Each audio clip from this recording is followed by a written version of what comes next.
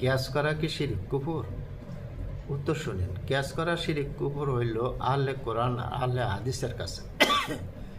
আমরা বলি কিয়াস করা শিরিক কুফর না, কিয়াস না করলে দিন সম্পূর্ণ হয় না, এটা আমাদের দাবি।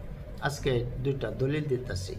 একটা হইল সূরা জুমার 9 নম্বর আয়াত। এখানে আল্লাহ তাআলা বলছেন জারুল বয়া, বেচা কিনা ছাড়ো, জুম্মার আজান হইলে বেচা কিনা ছাড়ো, জিকিরের দিকে যাও। তো এখানে শব্দ হিসাবে কিয়াস না করলে অর্থ হবে যারা কারবার করে বেচা কিনা করে তারা বেচা কিনা সাইডে জুম্মার নামাজের দিকে যাবে, এটা তাদের উপরে ফরজ। অন্য যারা ক্ষেত কৃষি করে তাদের উপরে আল্লাহ তাআলা কোনো হুকুম করছেন না, তাদের উপরে কোনো ফরজ না। দেখেন, আহলে হাদিসেও তো বলে যে সব মানুষের উপরে জুম্মা ফরজ।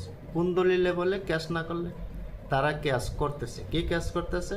যে এখানে জারুল বয়দা বেচাকেনা শুধু উদ্দেশ্য না, বরং যে কোনো কাম তোমরা করতেছো এটা ছাড়ো আর জুম্মার সালাতের দিকে যাও, এটা তারাও বলে। তো তারা ক্যাশ মানলো। এরপরে দেখেন, ক্যাশ করার কথা স্পষ্ট বুখারী মুসলিমে আছে।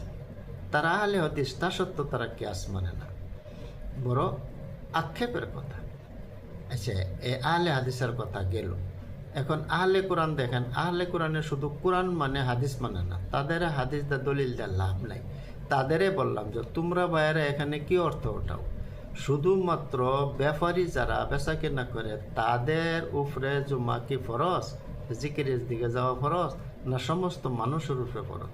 যদি তোমরা বলো সমস্ত মানুষের উপরেই ফরজ যে তারা কি করবে, জিকিরের দিকে যাবে, তখন তোমরাও কিয়াস করলা।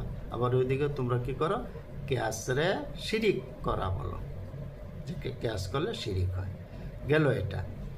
তারপরে 2 নম্বর দলিলটা দেখেন, আল্লাহ তাআলা বলছেন মদের বিষয়ে যে এটা হারাম।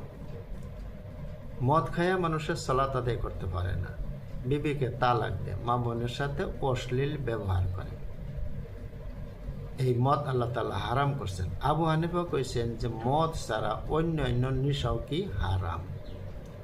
যদি আবু হানিফার এই কিয়াসটারে না মানে, তো অর্থ হবে এই কথা যে মদ খায়া তালাক দেওয়া, নমাজ না পড়া, মা বোনের সাথে অশ্লীল ব্যবহার করা, এটা নাজায়েজ।